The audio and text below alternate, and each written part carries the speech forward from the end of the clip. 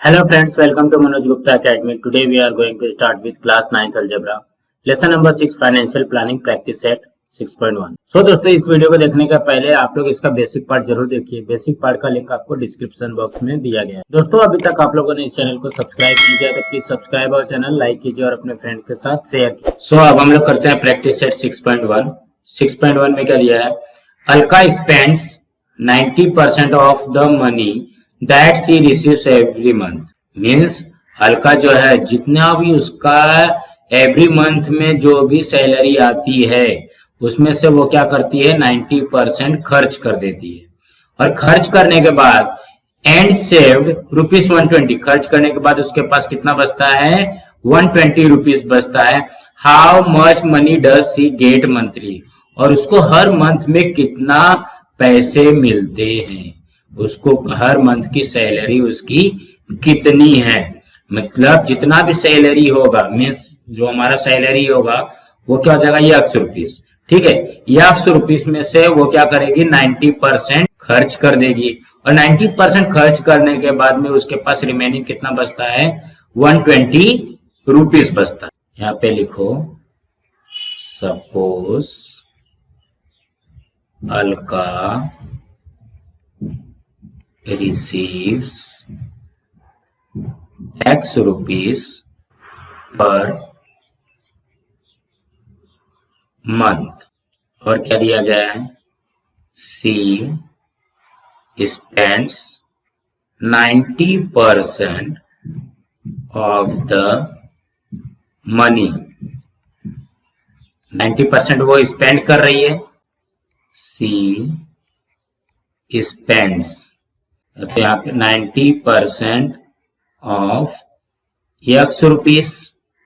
तो ये हो जाएगा 90/100 इंटू X. ये जीरो से कैंसल हो गया तो बचेगा क्या? 9X/10 मीन्स ये इतने इसने क्या किया? खर्च किए हैं.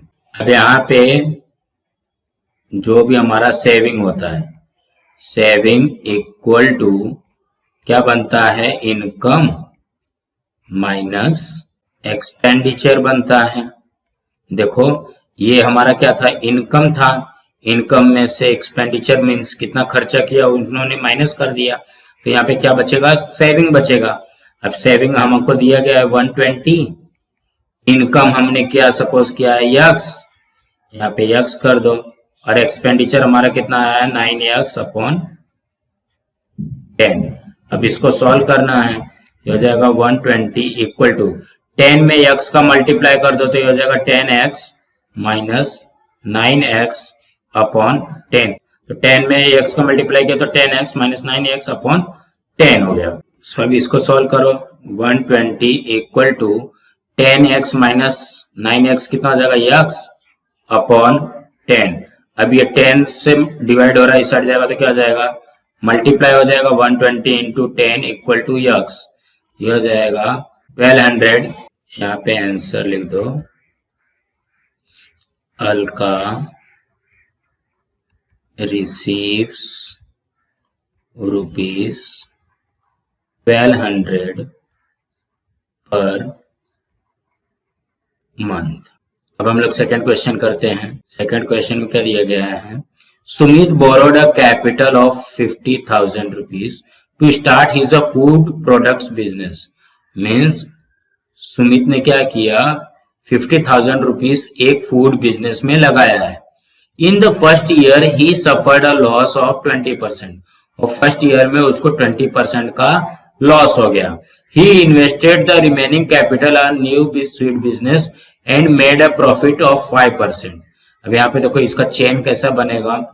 उसने 50,000 रुपीज एक बिजनेस में इन्वेस्ट किया. कौन सा बिजनेस था? Food product business. Food product business में उसने इन्वेस्ट किया और उसको 20% लॉस हो गया. लॉस से हो गया कि मीन्स क्या हो गया? माइनस हो जाएगा. तो जब ये इसकी अमाउंट यहाँ पे जो भी इसकी अमाउंट आएगी वो यहाँ पे माइनस हो जाएगी. माइनस होने के बाद में जो भी अमाउंट बचा रहेगा उसको उसने इन्वेस्ट किया है किसमें? स्वीट बिजनेस में. न्यू स्वीट बिजनेस में उसको इन्वेस्ट किया और यहाँ पे उसको क्या हुआ कि 5% प्रॉफिट हुई. यहाँ पे 20% लॉस हो रहा था, यहाँ पे 5% क्या हुआ, प्रॉफिट हुआ। और लास्ट में ये प्रॉफिट होगा तो ये प्लस हो जाएगा और ये क्या हो जाएगा, माइनस हो जाएगा। तो इसमें से ये माइनस करने के बाद में जो भी अमाउंट आई रहेगी वो अमाउंट को उसने इन्वेस्ट किया और इन्वेस्ट करने के बाद 5% प्रॉफिट हुआ। तो यहाँ पे हमको क्या पूछा गया है, how much was his profit and loss computed on his original capital. Original capital का देखा जाएगा तो उसको हमको प्रॉफिट निकालना है, प्रॉफिट या लॉस जो भी हुआ रहेगा वो हमको यहाँ पे निकालना है।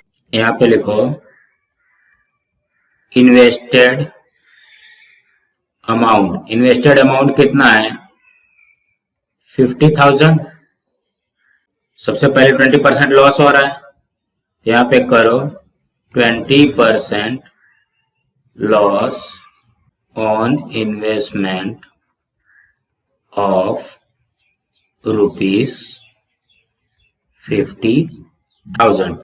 तो ये हो जाएगा 20/100, यहाँ पे हो जाएगा 50,000। तो ये 20 से कैंसिल हो गया। यहाँ पे रिमेनिंग क्या बचेगा, 5 2 10 मीन्स 10,000 रुपीज इसका लॉस। अब हम लोग इसका क्या करेंगे, न्यू कैपिटल निकालेंगे। तो यहाँ पे लिखो the capital of the Sumit end of the year, मतलब ये पूरा इवेंट्स एक साल का जो बिजनेस करने के बाद में उसके पास कैपिटल कितना बचेगा। 20% तो लॉस हो गया, तो लॉस होने के बाद में कितना इसके पास अमाउंट आएगी, इसके पास अमाउंट आएगी 50,000 इसके पास पहले था और 10,000 का इसने क्या किया, लॉस हो गया। लॉस होने के बाद में ये अमाउंट का ये कितना आएगा 40,000 रुपीज इसका क्या हो जाएगा, ये इसका इन्वेस्टमेंट आएगा, उसका कैपिटल बचा है, लॉस होने के बाद में उसका कैपिटल बचा हुआ। Sumit invested 40,000 rupees in new sweet business। 40,000 rupees इसने न्यू बिजनेस में इन्वेस्ट किया और he made 5% प्रॉफिट। उसको क्या हुआ, 5% का प्रॉफिट हुआ। तो यहाँ पे 5% प्रॉफिट है, तो पहले प्रॉफिट अमाउंट निकाल लो। प्रॉफिट कितना हो जाएगा, 5% ऑफ 40,000, 5/100 इंटू 40,000। ये 20 से कैंसिल हो गया और यहाँ पे 00 मीन्स 2,000 रुपीज इसको क्या हुआ, प्रॉफिट हुआ। नाउ कैपिटल ऑन हैंड, उसके हाथ में कितने पैसे हैं। तो देखो यहाँ पे ये 40,000 तो है ही है उसके पास, लॉस तो नहीं हुआ है उसका। तो ये 40,000 है और प्लस प्रॉफिट कितना हो गया 2,000 मीन्स उसके पास कितना है 40,000 प्लस 2,000 हो जाएगा, ये उसका 42,000 उसके पास रिमेनिंग है। अब मुझे ये बताइए 42,000 उसके पास पूरा व्यवहार करने के बाद में उसके पास 42,000 है और उसने इन्वेस्ट कितना किया था स्टार्टिंग में 50,000। तो 50,000 यहाँ पे ये है और ये 42,000 है, तो लॉस हो रहा है कि प्रॉफिट हो रहा है। 50,000 उसने इन्वेस्ट किया था और उसके पास आज अमाउंट है 42,000 मीन्स लॉस हो रहा है। तो कितने का लॉस हो रहा है, तो यहाँ पे लिखोगे loss equal to original investment minus cash on hand. तो ओरिजिनल इन्वेस्टमेंट कितना था 50,000 माइनस 42,000 मीन्स उसका लॉस कितना हो रहा है 8,000 रुपीज का लॉस हो रहा है। अब हम लोग क्या करते हैं, परसेंटेज लॉस निकालते हैं। तो यहाँ पे लिख दो percentage loss equal to loss upon original investment into 100। Loss कितना है 8,000 अपॉन 50,000 इंटू 100। ये 20 से कैंसिल हो गया, ये 20 से कैंसिल हो गया, 16 टाइम में जाएगा तो ये हो जाएगा मीन्स 16% लॉस हो रहा है। यहाँ पे आंसर लिख दो,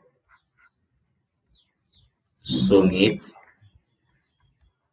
incurred 16% लॉस। 50,000 रुपीज उसने इन्वेस्ट किया सुमित ने, और उसमें से 20% उसका लॉस हो गया। जब 20% लॉस होगा तो उसका 20% कितना आता है 10,000। तो 10,000 लॉस होने के बाद में 50,000 में से 10,000 माइनस कर दिया, 40,000 आ गया। 40,000 उसने इन्वेस्ट किया और 5% उसको प्रॉफिट हुआ, तो 40,000 का 5% निकाल 2,000 उसका क्या आ जाएगा प्रॉफिट आया। अब ये 2,000 प्रॉफिट प्लस ये इन्वेस्टमेंट, तो ये टोटल हो जाएगा 42,000। 42,000 जो है वो 50,000 से कम है, मीन्स उसने इन्वेस्टमेंट ज्यादा किया था और उसके पास पैसे आए कम। इसका मतलब वो लॉस में जा रहा है। तो लॉस में जा रहा है, कितने का लॉस गया 8,000 का। 8,000 का यहाँ पे परसेंटेज लॉस निकालोगे तो आ जाएगा 16% लॉस। अब हम लोग थर्ड क्वेश्चन करते हैं। Nikhil spend 5% of his monthly income on his children's education. उसके मंथली इनकम का 5% वो उसके चिल्ड्रन के एजुकेशन पे स्पेंड करता है, खर्च करता है, और 14% इन्वेस्ट करता है शेयर पे। मतलब मंथ इनकम का 14% जो है वो शेयर पे इन्वेस्ट करता है, और 3% डिपॉजिट करता है बैंक में, और 40% वो डेली एक्सपेंसेस के लिए खर्च करता है। He was left with the balance of 19,000, और उसके पास सब स्पेंड करने के बाद में, एक्सपेंडिचर के बाद में 19,000 उसके पास बचता है। What was his income that month. जैसा हमने फर्स्ट क्वेश्चन किया उसी तरीके से इसको भी करना है। तो उसका इनकम कितना है पहले वो निकालना है। तो इनकम कितना हो जाएगा, इनकम सपोज हमने x माना, x के बाद में ये इसका इनकम हो गया, उसके बाद में इसका एक्सपेंडिचर कितना हो जाएगा, सबको टोटल करना है। 5%, 40%, 3%, 40%, ये एक्सपेंडिचर हो जाएगा। बाद में इनकम में से एक्सपेंडिचर घटा होगा तो क्या हो जाएगा, ये सेविंग हो जाएगा। लेट निखिल्स मंथली इनकम, हमने क्या सपोज किया, x रुपये सपोज किया। अब उसका एक्सपेंडिचर निकालो। निखिल्स एक्सपेंडिचर, एक्सपेंडिचर निखिल का कितना है, फर्स्ट एक्सपेंडिचर कितना है, चिल्ड्रंस के एजुकेशन पे कितना दे रहा है वो, चिल्ड्रंस एजुकेशन कितना कर रहा है 5%। फिर है investment of share, investment of share कितना कर रहा है 14%। थर्ड कितना कर रहा है, deposit in bank, deposit in bank, bank में डिपॉजिट कितना कर रहा है 3%। और फोर्थ क्या कर रहा है, डेली एक्सपेंसेस, डेली एक्सपेंस कितना कर रहा है 40%। तो उसका टोटल एक्सपेंडिचर कितना आ जाएगा, टोटल एक्सपेंडिचर, टोटल एक्सपेंडिचर कितना आ जाएगा 5% प्लस 14% प्लस 3% प्लस 40%।